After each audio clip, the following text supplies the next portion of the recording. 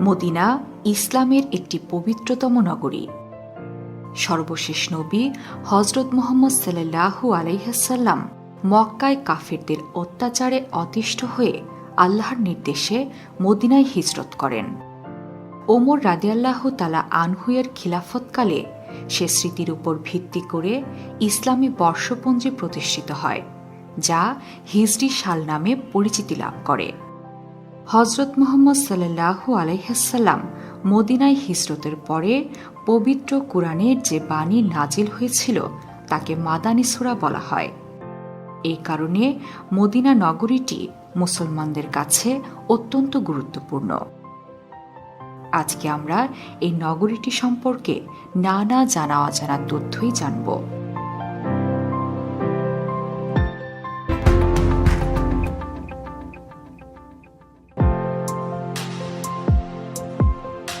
মদিনায় মুহাম্মদ সাল্লাল্লাহু আলাইহিসাল্লামের আগমনের বহু পূর্ব থেকেই জনবসতি ছিল। এর পূর্ব নাম ছিল ইয়াসরিব।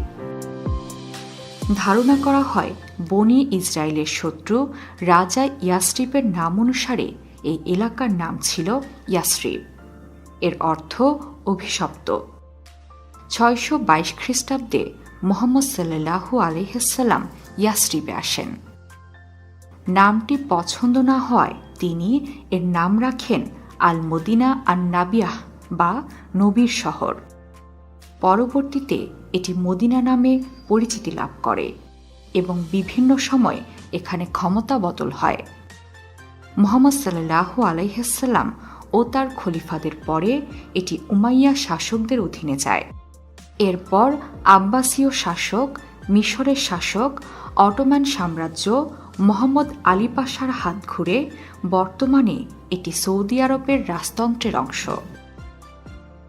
মদিনা নানা কারণে ইসলামের ইতিহাসে মহা গুরুত্বপূর্ণ নগরী। এখানে রয়েছে মসজিদে কুবা। এটি মদিনার প্রথম মসজিদ বলে মনে করা হয়। কুবা একটি কূপের নাম। এই কূপকে কেন্দ্র করে সেখানে জনবসতি গড়ে ওঠে। একে বলা হতো কুবা মহল্লা। মুহাম্মদ সাল্লাল্লাহু আলাইহিসাল্লাম মক্কা থেকে মদিনা গমনকালে কুবায় অবস্থান করেন এবং একটি মসজিদের ভিত্তি স্থাপন করেন। কেবলার দিকে প্রথম পাথরটি নিজ হাতে স্থাপন করে এর নির্মাণ কাজেও অংশ নিয়েছিলেন।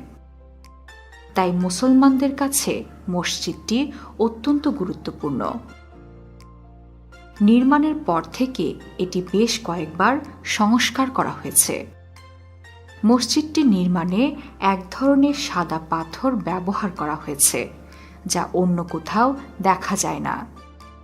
4টি মিনার, ছাদে একটি বড় গম্বুজ এবং পাশে 5টি ছোট গম্বুজ রয়েছে। মসজিদের ভেতরের কাজও মনোমুগ্ধকর। দামি কার্পেট বিছানো মেঝেতে নামাজ আদায় করেন মুসল্লিরা। মসজিদে কুবার নিকট ইসলামের বিরুদ্ধে ষড়যন্ত্রকারীরা আরেকটি মসজিদ নির্মাণ করে। এর নাম মসজিদে জিরার। এখানে বসে মুসলমানদের বিরুদ্ধে ষড়যন্ত্র করত শত্রুরা। আল্লাহর নির্দেশে সেটি মুহাম্মদ সাল্লাল্লাহু আলাইহিসাল্লাম ভেঙে দেন। এর উল্লেখ পবিত্র কোরআনে আছে। এর ধ্বংসাবশেষ এখনও বিদ্যমান। কুবায় মুহাম্মদ সাল্লাল্লাহু আলাইহিসাল্লাম 14 দিন অবস্থান করেছিলেন। এরপর তিনি মদিনার উদ্দেশ্যে রওনা হন। যেদিন তিনি রওনা হন সেদিন ছিল শুক্রবার। দুপুরের নামাজের ওয়াক্ত হয়ে গেলে তিনি বনি সালেম গোত্রের উপত্যকায় সাহাবীদের নিয়ে জুমার নামাজ আদায় করেন। সেখানে 100 জন মুসল্লি শরিক হন। সেটি ছিল ইসলামের প্রথম জুমার নামাজ। পরবর্তীতে সে স্থানে একটি মসজিদ নির্মাণ করা হয়। এর নাম রাখা হয় মসজিদে জুমা। মসজিদটি প্রথমে পাথর দিয়ে তৈরি করা হয়। পরবর্তীতে বিভিন্ন সময় এটি সংস্কার করা হয়। মসজিদটিতে একসঙ্গে 650 জন মুসল্লি নামাজ আদায় করতে পারেন। মুহাম্মদ সাল্লাল্লাহু আলাইহিসাল্লামের স্মৃতিধন্য আরেকটি মসজিদ হচ্ছে মসজিদে গামামা। গামামা অর্থ মেঘমালা। একবার অনাবৃষ্টির সময় মুহাম্মদ সাল্লাল্লাহু আলাইহি ওয়াসাল্লাম সাহাবীদের নিয়ে খোলা স্থানে বৃষ্টির জন্য নামাজ আদায় করেছিলেন।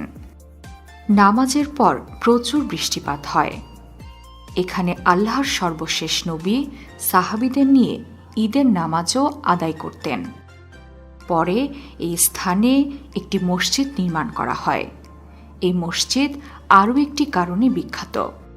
এখানেই মুহাম্মদ সাল্লাল্লাহু আলাইহি ওয়াসাল্লামের জানাজার নামাজ অনুষ্ঠিত হয়েছিল। মসজিদে গামামার খুব কাছে আরও 3টি ছোট ছোট মসজিদ আছে। এই মসজিদগুলো হল মসজিদে আবু বকর, মসজিদে ওমর এবং মসজিদে আলী। মুসলিম ইতিহাসে আরেক গুরুত্বপূর্ণ মসজিদ হচ্ছে 2 কিবলার মসজিদ। এখানে নামাজ পড়ার সময় নবীজির কাছে কিবলা পরিবর্তনের নির্দেশ সম্বলিত ওহী আসে। রাসূল সাল্লাল্লাহু আলাইহি ওয়াসাল্লাম নামাজরত অবস্থায় বাইতুল মুকাদ্দাসের দিক পরিবর্তন করে পবিত্র কাবার দিকে ফিরে যান। তার সঙ্গে নামাজরত মুসল্লিরাও ফিরে যান।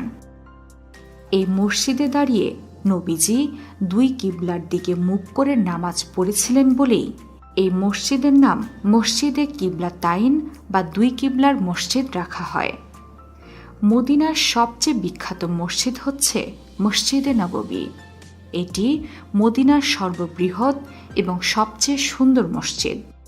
রাসূল সাল্লাল্লাহু আলাইহি ওয়াসাল্লামের নিজ হাতে তৈরি এই মসজিদের সাথে সারা বিশ্বের মুসলমানদের ভালোবাসা ও আবেগ মিশে আছে।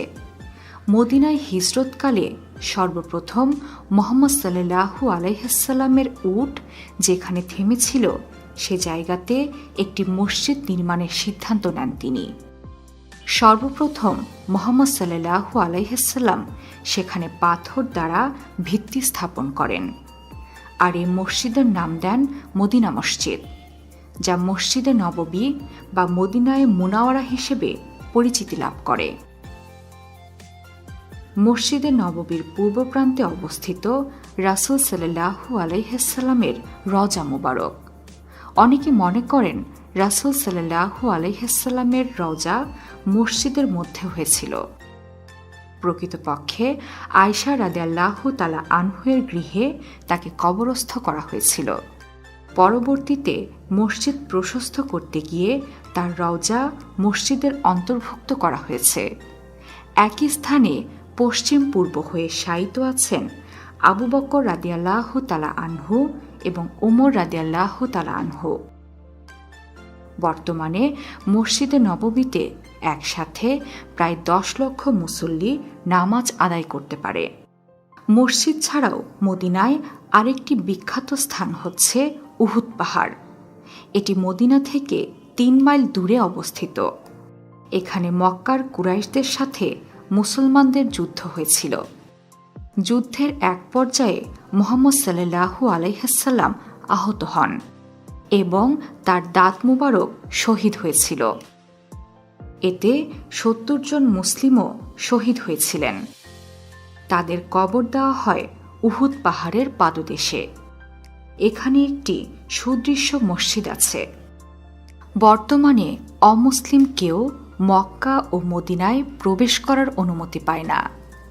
জেদ্দা থেকে মদিনা যাওয়ার পথে শহরের প্রবেশ গেটের কাছে লেখা নো এন্ট্রান্স ফর নন মুসলিম। মদিনার প্রবেশ মুখে গাড়ি, কাগজপত্র ও হজ ভিসা তল্লাশি করা হয়। তবে মুহাম্মদ সাল্লাল্লাহু আলাইহি ওয়াসাল্লামের সময়ে মদিনায় খ্রিস্টান ও ইহুদিরা ছিল। তাদের সাথে মুহাম্মদ সাল্লাল্লাহু আলাইহি ওয়াসাল্লামের শান্তিপূর্ণ সহ অবস্থানের চুক্তি হয়েছিল। এটি মদিনা সনদ নামে বিখ্যাত। কিন্তু মহানবী সাল্লাল্লাহু আলাইহি ওয়াসাল্লামের জীবদ্দশাতেই খ্রিস্টান ও ইহুদিরা চুক্তি ভঙ্গ করে মুসলিমদের বিরুদ্ধে নানা ষড়যন্ত্রে মেতে ওঠে। দীর্ঘ সময় মুসলিমরা তা সহ্য করে আসলেও শেষ পর্যন্ত ওমর রাদিয়াল্লাহু তাআলা আনহুয়ের শাসনামলে তাদেরকে সিরিয়ায় পুনর্বাসন করা হয়। এরপর মুসলিমরা জেরুজালেম জয় করলে উমর রাদিয়াল্লাহু তাআলা আনহু সেখানে ইহুদিদের বসতি স্থাপনের আহ্বান জানান।